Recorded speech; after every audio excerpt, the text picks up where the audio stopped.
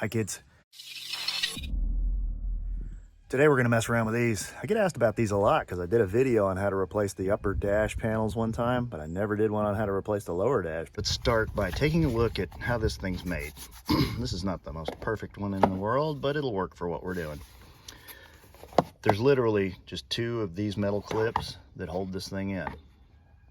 And then these bottom pieces kind of guide it in. So really, you just grab this thing and yank it off. That's really all there is to it. Well, we got it apart. Let's clean this nasty mess a little bit.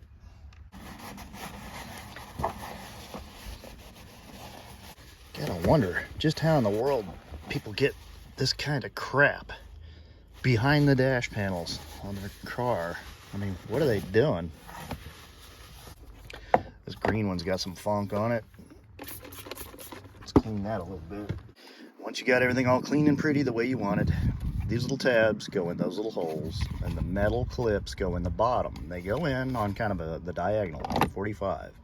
So it doesn't go in, doesn't go down. I mean, it's not hard, guys. That's it. That's what's involved. This one over here I already did. It's exactly the same way, except it's even smaller, so it's even easier. This one is a little more involved, so let's attack that. So the only difference between removing this one and removing those other two is that it does have two screws in it. There's one here and one here. You access those by going through the glove box. One screw is right here and one screw is right here. Now to get to those screws, we open the glove box and they're, sure enough, right back here, but they're a little hard to get to. So we take our spare VTEC solenoid, brand new OEM, that's ready to go, out of the glove box. There's two of these weird little tabs in the corners. You take those out and this whole glove box will fold down. I get these things out by taking a screwdriver and pushing on the back of it until this front edge pops out. Then you can kind of work it out. It's hard to explain, probably easier for me to show you. Take the screwdriver, push it against the back, then pull the thing towards you and kind of corkscrew it out. See how that works? So that slides in there and snaps forward. Same thing applies to the other side. Pop it out, corkscrew, there it is. Now this whole thing will flip down, see?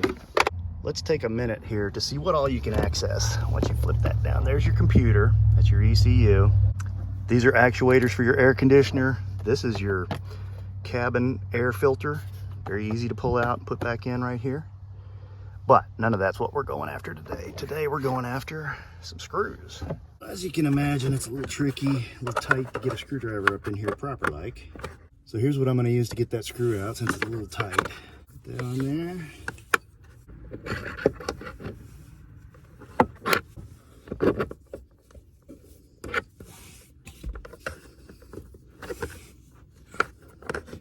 Once you break it loose, it'll unscrew by hand.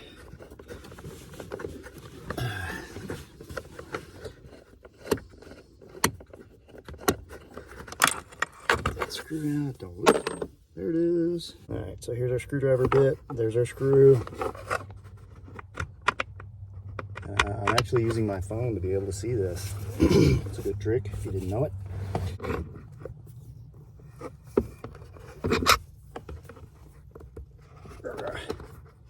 Once you got it loose, you can unscrew it by hand.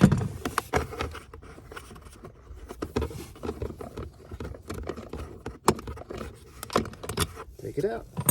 And with those two screws out, this one just pulls out like the other one did. That's all, guys. Let's get our green one. This side's not as nasty as the driver's side. Interesting.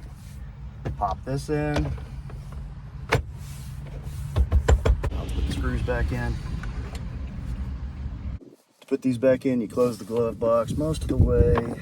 Work that in. Pops right in. Same thing on the other side.